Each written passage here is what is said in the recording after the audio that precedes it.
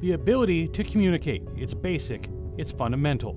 It's something Kenzie Koppenhaver has lost once before. After I woke up, I couldn't talk at all, so I was using a lot of hand signs.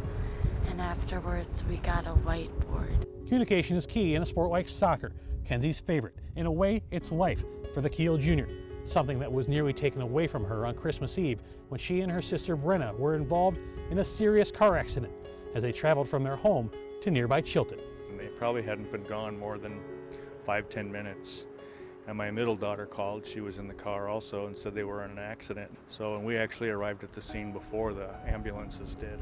They kept her in a coma early on because they wanted to keep her brain as inactive as possible. She ended up having to have a craniectomy that had to take part of her skull off to relieve some of the swelling pressure. A week after that surgery, they started to kind of wean her off some of the medication that was keeping her asleep. When I was just waking up, one of the first signs that I was there was they were asking me about what sports I played.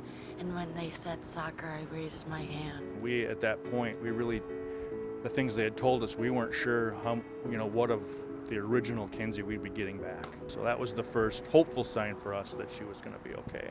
Kenzie had the whiteboard as she began rehabilitation, and the goal was clear. She would write on her whiteboard, I want to play soccer. That's really been her driving force to really improve and get better. Down on the rehab unit, they would kick a soccer ball around with me, and just that feeling of being able to play soccer again made me really want to get back on the field. We honestly believe that with her craniotomy and the damage to her head that she would never play again. So we were pretty surprised when we met with the neurosurgeon. He basically gave her the green light. Less than 3 months after the accident, Kenzie was back on the field and eventually back in the game. Go Kenzie! Woo! It brought tears to our eyes. It was so awesome. The parent section from our school district here, they gave her a standing ovation as she came out. And it really was amazing. We never believed we would get to that point this soon.